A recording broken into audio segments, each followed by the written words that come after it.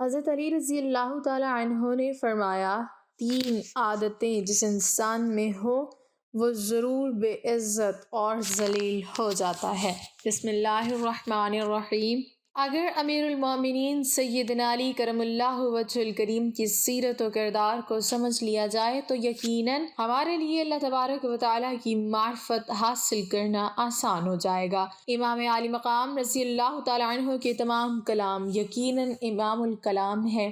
یوم علی رضی اللہ تعالیٰ عنہ کی مناسبت سے ہم بزم حضرت علی حیدر کرار میں حاضری کی سعادت حاصل کرتے ہیں تاکہ آپ رضی اللہ تعالیٰ عنہ کے نورانی کلمات حکمت اور دانائی کے ذریعے ہماری رہنمائی ہو اور ان گراں قدر سرچشموں سے بہتر استفادہ کیا جا سکے۔ امیر المومنین رضی اللہ تعالیٰ عنہ فرماتے ہیں، جس نے اپنے آپ کو پہچانا اس نے اللہ کو پہچانا۔ اللہ تعالیٰ نے حضرت صلی اللہ علیہ وسلم کو برحق رسول بنا کر بھیجا تاکہ وہ لوگوں کو بندوں کی عبادت سے نکال کر اللہ کی عبادت کرائیں، بندوں کے عہد و پیمان سے خارج کر کے اللہ کے عہد و پیمان کے بندھن میں باندھ دیں، بندوں کی اطاعت چھوڑ کر اللہ کی اطاعت میں لگ جائیں، بندوں کی ولایت سے نکل کر اللہ کی ولایت میں داخل ہو جائیں۔ جو شخص بھی قرآن کے ساتھ نشست و برخاست رکھے گا اس کے پاس سے جب بھی اٹھے گا اس کی کچھ چیزوں میں اضافہ ہوگا اور کچھ چیزوں میں کمی ہوگی، ہدایت میں اضافہ ہوگا، جہالت و اندھے پن میں کمی ہوگی۔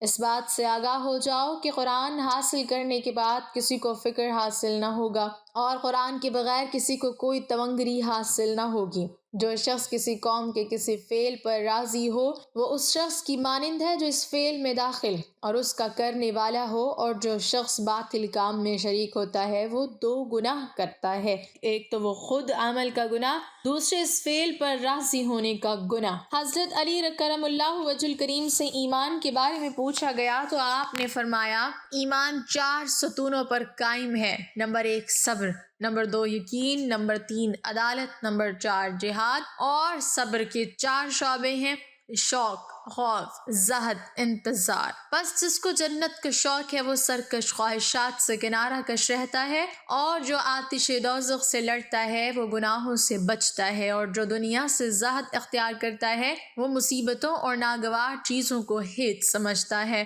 اور جو موت کا انتظار کرتا ہے وہ نیک کاموں کے لیے جلدی کرتا ہے۔ جہاد کی بھی 4 قسمیں ہیں: نمبر 1 امر بالمعروف، نمبر 2 نہی عن المنکر، نمبر 3 میدان جنگ میں سچائی، نمبر 4 بدکاروں سے دشمنی۔ لہٰذا جو شخص امر بالمعروف کرتا ہے وہ مومنین کی پشت مضبوط کرتا ہے، اور جو نہی عن المنکر کرتا ہے وہ کافروں کی ناک رگڑتا ہے، اور جو میدان جنگ میں واقعی مقابلہ کرتا ہے وہ اپنا فریضہ انجام دیتا ہے۔ جو بدکاروں کو دشمن رکھتا ہے اور اللہ کے لیے ان سے ناراض رہتا ہے، اللہ بھی اس کی وجہ سے ان پر غصہ کرتا ہے۔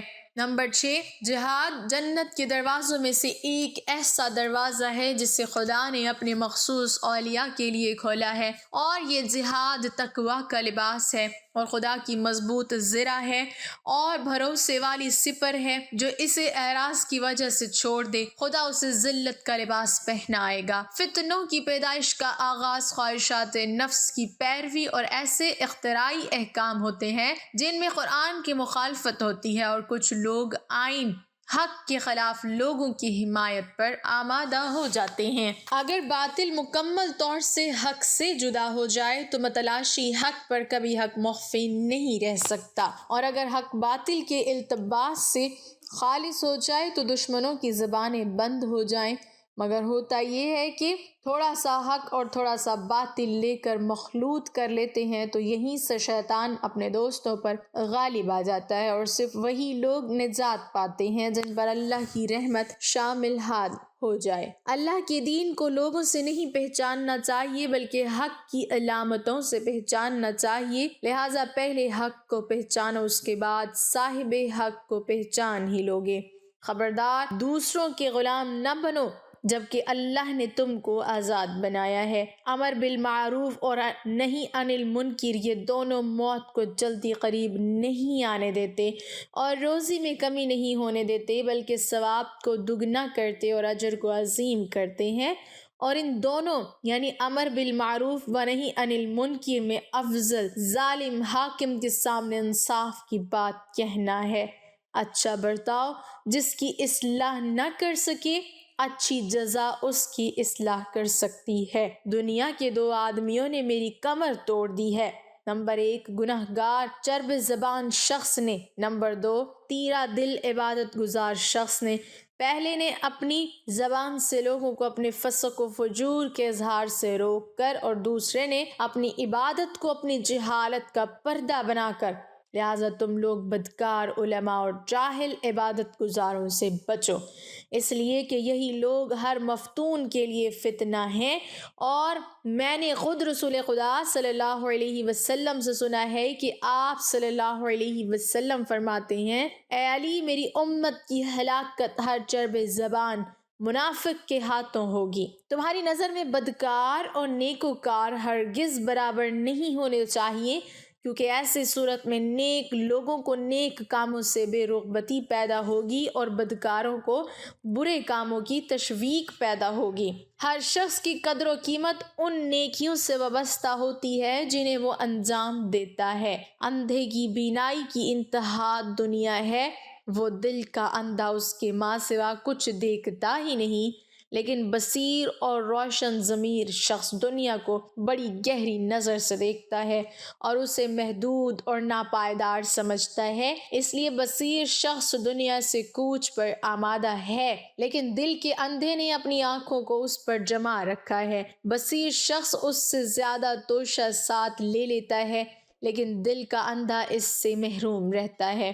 لوگوں کے ساتھ معاشرت کرنے میں اپنے کو میزان قرار دو، لہٰذا جو اپنے لیے پسند کرو دوسروں کے لیے بھی پسند کرو، اور جو چیز اپنے لیے ناپسند کرو دوسروں کے لیے بھی ناپسند کرو۔ دوسروں پر اسی طرح ظلم نہ کرو جس طرح تم چاہتے ہو کہ تم پر ظلم نہ کیا جائے، دوسروں پر اسی طرح احسان کرو جس طرح تم چاہتے ہو کہ تم پر احسان کیا جائے۔ اپنے لیے جن چیزوں کو برا سمجھتے ہو دوسروں کے لیے بھی ان کو ناپسند سمجھو۔ لوگوں کی جن باتوں سے تم راضی ہوتے ہو انہی باتوں سے لوگوں کو بھی راضی کرو۔ جو بات نہیں جانتے اسے نہ کہو، بلکہ جن باتوں کو جانتے ہو ان میں سے بھی سب کو نہ کہو۔ اس بات کو نہ کہو جس کے بارے میں تم یہ پسند نہیں کرتے کہ تمہارے بارے میں کہی جائے۔ تمہارے 3 دوست ہیں اور 3 ہی دشمن ہیں۔ دوست تو یہ ہیں، نمبر 1 تمہارا دوست، نمبر 2 تمہارے دوست کا دوست، نمبر 3 تمہارے دشمن کا دشمن، اور تمہارے دشمن یہ ہیں، نمبر 1 تمہارا دشمن، نمبر 2 تمہارے دوست کا دشمن، نمبر 3 تمہارے دشمن کا دوست۔ جو زیادہ باتیں کرے گا اس سے غلطیاں بھی زیادہ ہوں گی، اور جس کی خطائیں زیادہ ہوں گی اس کی حیا شرم کم ہوگی، اور جس کی شرم کم ہوگی اس کا تقویٰ کم ہوگا، اور جس کا تقویٰ کم ہوگا اس کا قلب مردہ ہو جائے گا، اور جس کا قلب مردہ ہو جائے گا وہ دوزخ میں جائے گا۔ یہ نہ دیکھو کس نے کہا ہے، یہ دیکھو کیا کہا ہے۔ تمام نیکیاں 3 باتوں میں جمع کر دی گئی ہیں، نمبر 1 نگاہ، نمبر 2 خاموشی، نمبر 3 گفتگو۔ جس نگاہ میں عبرت نہ ہو اس میں ایک قسم کی بھول ہے، اور جس خاموشی میں تفکر نہ ہو وہ غفلت ہے، اور جس کلام میں یاد خدا نہ ہو وہ بے ہدہ ہے۔ لہٰذا خوشاب خال اس کا جس کی نگاہ میں عبرت ہو، خاموشی میں تفکر ہو، گفتگو میں یاد خدا ہو، اپنے گناہوں پر روتا ہو، اور لوگ اس کے شر سے محفوظ ہوں۔ وہ حضرت علی رضی اللہ تعالی عنہ جنہیں عشرہ مبشرہ میں 4تھا درجہ، خلافت راشدہ میں 4تھا نمبر اور السابقون الاولون میں سے ہونے کا شرف و اعزاز حاصل ہے، اور آپ کو رسول اللہ صلی اللہ علیہ وسلم کی زیر کفالت پرورش پانے اور اہل بیت میں شامل ہونے کی خصوصی سعادت حاصل ہے۔ حضرت علی بن ابی طالب رضی اللہ تعالی عنہ نے دور نبوی کے چند معرکوں میں زبردست قسم کے کارنامے سر انجام دیے۔ بدر جیسے عظیم الشان تاریخی معرکے کی ابتدا میں کافروں کی طرف سے 3 سردار شیبہ بن ربیعہ، عقبہ اور ولید بن عقبہ میدان میں آئے تو مسلمانوں کی طرف سے حضرت علی، حضرت حمزہ اور حضرت عبیدہ بن حارث رضی اللہ تعالی عنہم مقابلہ کے لیے نکلے۔ زوردار مقابلہ ہوا، تینوں کافر سردار قتل ہوئے۔ اللہ رب العزت کو حضرت علی، حضرت حمزہ اور حضرت عبیدہ رضی اللہ تعالی عنہم یہ کافر سرداروں سے دلیرانہ مقابلہ اس قدر پسند آیا کہ قرآن حکیم میں نقشہ کھینچ دیا۔ یہ دو لڑنے والے گروہ ہیں جنہوں نے اپنے رب کے لیے جھگڑا کیا۔ ایک گروہ یعنی حضرت علی و حضرت حمزہ و حضرت عبیدہ رضی اللہ تعالی عنہم اپنے رب کی توحید ماننے والا، اور دوسرا گروہ اپنے رب کی توحید کا انکار کرنے والا۔ جب رسول اللہ صلی اللہ علیہ وسلم جنگ خیبر کے لیے نکلے تو حضرت علی رضی اللہ تعالی عنہ کی آنکھیں خراب تھیں، اس لیے آپ سلام کے ساتھ نہ جا سکے۔ بعد میں خیال آیا اللہ کے رسول جہاد کے لیے نکلیں اور میں پیچھے رہ جاؤں، یہ بات اچھی نہیں، لہٰذا بعد میں آپ رضی اللہ تعالی عنہ روانہ ہو گئے اور رسول اللہ صلی اللہ علیہ وسلم سے جا ملے۔ معرکہ خیبر شروع ہوا، کئی دن تک حرب و ضرب کا سلسلہ جاری رہا۔ آخر ایک رات رسول اللہ صلی اللہ علیہ وسلم نے فرمایا، میں کل ایسے شخص کو جھنڈا یعنی جہادی پرچم دوں گا جو اللہ اور اس کے رسول سے محبت کرتا ہے اور اللہ اور اس کا رسول اس سے محبت کرتے ہیں، اور اللہ اس کے ہاتھ پر فتح نصیب کرے گا۔ ہر کسی کے دل میں یہ خواہش پیدا ہو گئی، یہ اعزاز مجھے حاصل ہو۔ صبح ہوئی، رسول اللہ صلی اللہ علیہ وسلم نے فرمایا، علی حیدر کہاں ہیں؟ لوگوں نے کہا ان کی آنکھیں خراب ہیں، دکھ رہی ہیں۔ آپ صلی اللہ علیہ وسلم نے جناب سلمہ بن اکو رضی اللہ تعالی عنہ کو بھیجا، وہ حضرت علی رضی اللہ تعالی عنہ کو لے کر آئے۔ آپ نے حضرت علی رضی اللہ تعالی عنہ کی آنکھوں میں لعاب مبارک ڈالا اور صحت کی دعا دی۔ حضرت علی رضی اللہ تعالی عنہ اسی وقت تندرست ہو گئے، گویا بیمار ہی نہیں تھے۔ آپ نے انہیں جہادی پرچم دیا اور نصیحت فرمائی، جاؤ ان کے میدان میں پڑاؤ ڈالو، انہیں اسلام کی دعوت دو، اگر اسلام قبول کر لیں تو انہیں فرائض کی تعلیم دو۔ اللہ کی قسم اگر آپ کی دعوت پر ایک شخص کو بھی اللہ ہدایت دے دے تو آپ کے لیے سرخ اونٹوں سے بہتر ہے۔ حضرت علی رضی اللہ تعالی عنہ گئے، ہدایت نبوی کے مطابق انہیں اسلام کی دعوت دی، لیکن یہود خیبر نے اسلام قبول نہ کیا۔ یہودیوں کا سپہ سالار مرحب یہ اشعار پڑھتے ہوئے میدان میں آیا، خیبر جانتا ہے کہ میں مرحب ہوں، جب لڑائی کی آگ بھڑکتی ہے تو میں ہتھیار بند بہادر اور جنگ آزمودہ ثابت ہوتا ہوں۔ حضرت علی رضی اللہ تعالی عنہ نے جواب میں یہ اشعار پڑھے، میں وہ ہوں کہ میری ماں نے میرا نام حیدر رکھا، جنگل کے شیر کی طرح جو بڑا رعبناک نظر آتا ہے۔ میں دشمن کو ٹوپے کے بدلے بڑے پیمانے میں بدلہ اینٹ کا جواب پتھر سے دیتا ہوں۔ پھر مقابلہ شروع ہوا اور حضرت علی رضی اللہ تعالی عنہ نے ایک ہی ضرب میں مرحب کو جہنم رسید کر دیا، اور پھر اللہ تعالیٰ نے حضرت علی رضی اللہ تعالی عنہ کے ہاتھوں پر خیبر کی فتح عطا فرمائی۔ صحیح مسلم میں ہے، حضرت زرین رضی اللہ تعالی عنہ بیان کرتی ہیں کہ علی رضی اللہ تعالی عنہ نے فرمایا، اس ذات کی قسم جس نے دانے کو پھاڑا اور جس نے ہر روح والی چیز کو پیدا کیا، نبی صلی اللہ علیہ وسلم نے مجھے تاکید کی کہ میرے ساتھ صرف کامل ایمان والا شخص ہی محبت کرے گا اور منافق کے علاوہ کوئی دوسرا شخص میرے ساتھ دشمنی نہیں کرے گا۔ اور فرمائیے، جب حضرت علی رضی اللہ تعالی عنہ کی کسی قدر شان و فضیلت بیان کی گئی ہے، لیکن یاد رکھیے جب حضرت علی رضی اللہ تعالی عنہ کا کھوکھلا دعویٰ کوئی حیثیت نہیں رکھتا، جس طرح آج کل کئی بد عقیدہ، بد عمل، بد زبان اور بے دین لوگ جب علی رضی اللہ تعالی عنہ کے کھوکھلے دعوے دار بنے بیٹھے ہیں۔ صحیحین کی روایت ہے، حضرت سعد بن ابی وقاص رضی اللہ تعالی عنہ کہتے ہیں کہ رسول اللہ صلی اللہ علیہ وسلم نے سیدنا علی رضی اللہ تعالی عنہ کو مخاطب کرتے ہوئے فرمایا کہ میرے نزدیک تیرا مقام وہی ہے جو ہارون کا موسیٰ علیہ السلام کے ساتھ تھا، البتہ میرے بعد کوئی پیغمبر نہیں ہے۔ یہ بات رسول اکرم صلی اللہ علیہ وسلم نے غزوہ تبوک کے موقع پر حضرت علی رضی اللہ تعالی عنہ کو مدینہ منورہ پر عارضی طور پر نگران مقرر کرتے ہوئے کہی تھی کہ جس طرح حضرت ہارون حضرت موسیٰ علیہ السلام کی زندگی میں عارضی طور پر نگران بنے، اسی طرح حضرت علی رضی اللہ تعالی عنہ رسول اللہ صلی اللہ علیہ وسلم کی زندگی میں عارضی طور پر حکمران بنے، لہٰذا اس سے حضرت علی رضی اللہ تعالی عنہ کی خلیفہ بلا فصل ہونے پر استدلال کرنا بالکل غلط، باطل اور جھوٹ ہے۔ مسلم شریف میں ہے، حضرت ابو ہریرہ رضی اللہ تعالی عنہ بیان کرتے ہیں کہ رسول اللہ صلی اللہ علیہ وسلم حرا پہاڑ پر تھے، آپ کے ہمراہ ابو بکر، عمر، علی، طلحہ اور زبیر رضی اللہ تعالی عنہم بھی تھے، تو اچانک پہاڑ حرکت کرنے لگا۔ رسول اللہ صلی اللہ علیہ وسلم نے فرمایا، ساکن ہو جا، تجھ پر اللہ کے پیغمبر یا صدیق یا شہید کے علاوہ کوئی اور نہیں ہے۔ جامع ترمذی میں لکھا ہے، حضرت عبد الرحمن بن عوف رضی اللہ تعالی عنہ بیان کرتے ہیں، نبی صلی اللہ علیہ وسلم نے فرمایا، ابو بکر رضی اللہ تعالی عنہ جنتی ہیں، عثمان رضی اللہ تعالی عنہ جنتی ہیں، علی رضی اللہ تعالی عنہ جنتی ہیں، طلحہ رضی اللہ تعالی عنہ جنتی ہیں، زبیر رضی اللہ تعالی عنہ جنتی ہیں، عبد الرحمن بن عوف رضی اللہ تعالی عنہ جنتی ہیں، سعد بن ابی وقاص رضی اللہ تعالی عنہ جنتی ہیں، سعید بن زید رضی اللہ تعالی عنہ جنتی ہیں، اور عبیدہ بن جرح رضی اللہ تعالی عنہ جنتی ہیں۔ مشہور واقعہ ہے، جب فتح مکہ کے موقع پر حضرت حاطب بن ابی بلتہ رضی اللہ تعالی عنہ نے کفار مکہ کی طرف خط لکھا تھا، اور اس خط میں رسول اللہ صلی اللہ علیہ وسلم کی فتح مکہ کے لیے تیاری کی اطلاع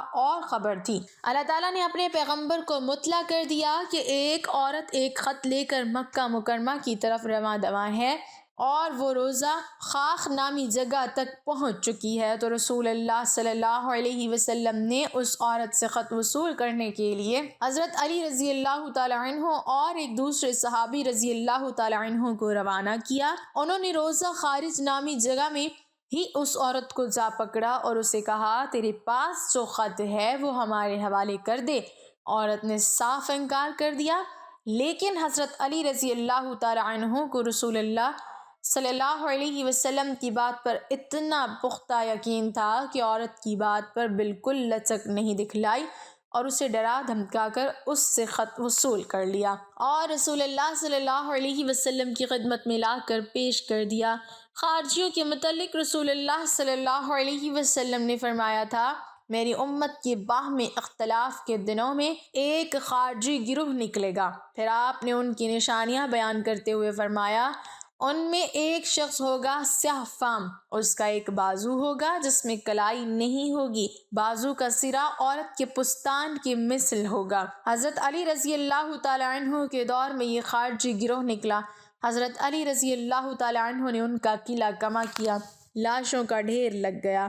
حضرت علی رضی اللہ تعالی عنہ نے فرمایا، وہ بندہ ڈھونڈو۔ تلاش کیا گیا، نہ ملا۔ حضرت علی رضی اللہ تعالی عنہ نے کہا، نہ میں نے جھوٹ کہا اور نہ مجھ سے جھوٹ کہا گیا، لہٰذا پھر تلاش کرو۔ دوبارہ ایسا ہوا، تیسری بار حضرت علی رضی اللہ تعالی عنہ خود نکلے، ایک جگہ کھڑے ہو کر فرمایا، یہ اوپر سے لاشیں اٹھاؤ۔ لاشیں اٹھائی گئیں، لاشوں کے نیچے سے وہ بندہ نکلا۔ حضرت علی رضی اللہ تعالی عنہ نے دیکھا، ساری نشانیاں پوری ہیں۔ حضرت علی رضی اللہ تعالی عنہ نے فرط خوشی سے اللہ اکبر کہا اور پھر فرمایا، صدق اللہ، اللہ نے سچ کہا اور اس کے رسول صلی اللہ علیہ وسلم نے بھی پہنچایا۔ ایک دفعہ ایک شخص نے حضرت علی رضی اللہ تعالی عنہ سے کہا، مجھے وہ باتیں بتلائیں جو رسول اللہ صلی اللہ علیہ وسلم نے صرف آپ کو بتلائی تھیں، آپ کے سوا کسی کو نہیں بتلائیں۔ تو حضرت علی رضی اللہ تعالی عنہ سخت غصے میں آ گئے اور فرمایا، مجھے رسول اللہ صلی اللہ علیہ وسلم نے کوئی ایسی خفیہ بات نہیں بتلائی جو دوسرے لوگوں سے چھپا کر رکھی ہو۔ ایک شخص حضرت علی رضی اللہ تعالی عنہ کی خدمت میں پیش ہوا اور کہنے لگا، یا علی، انسان زندگی میں ذلیل کیوں ہوتا ہے؟ تو حضرت علی رضی اللہ تعالی عنہ نے فرمایا، اے شخص، جس انسان کے اندر یہ 3 عادتیں ہوں وہ ضرور بے عزت اور ذلیل ہو جاتا ہے۔ پہلی عادت، جو فضول خرچ کرتا ہو۔ پھر حضرت علی رضی اللہ تعالی عنہ فرمانے لگے، میں نے اللہ پاک کے پیارے رسول صلی اللہ علیہ وسلم سے سنا ہے کہ فضول خرچ کرنا شیطان کی صفت ہے، اور دوسرا وہ شخص ہے جو جھوٹ بولتا ہے۔ پھر حضرت علی رضی اللہ تعالی عنہ نے فرمایا، میں نے اللہ پاک کے پیارے رسول محمد صلی اللہ علیہ وسلم سے سنا کہ جو شخص جھوٹ بولتا ہے وہ اللہ کی مخلوق کے نزدیک دن بدن ذلیل ہوتا جاتا ہے۔ اور تیسرا غصہ کرنا۔ حضرت علی رضی اللہ تعالیٰ عنہ فرمانے لگے میں نے حضرت محمد صلی اللہ علیہ وسلم سے سنا ہے کہ جو انسان اللہ پاک کی مخلوق پہ غصہ کرتا ہے تو یوں وہ انسانوں کے دلوں سے اتر جاتا ہے اور بے عزتی کے دلدل میں گر کر ذلیل و خوار ہو جاتا ہے۔ جس طرح چھوٹے چھوٹے سوراخ بند کمرے میں سورج کی طلوع ہونے کا پتہ دیتے ہیں، اسی طرح چھوٹی چھوٹی باتیں انسان کا کردار نمایاں کرتی ہیں۔ حضرت علی رضی اللہ تعالیٰ عنہ نے فرمایا میں جنت کے شوق میں عبادت نہیں کرتا، یہ تجارت ہے، اور نہ ہی جہنم کے خوف سے کرتا ہوں کہ یہ غلامی ہے، میں صرف اس لیے عبادت کرتا ہوں کہ میرا رب عبادت کے لائق ہے۔ اللہ تعالیٰ ہمیں دین کی مکمل سمجھ نصیب فرمائے اور ہمارا خاتمہ ایمان پر فرمائے، آمین۔ ناظرین، کمنٹ باکس میں اللہ تعالیٰ کے 99 ناموں میں سے ایک نام ضرور ٹائپ کریں۔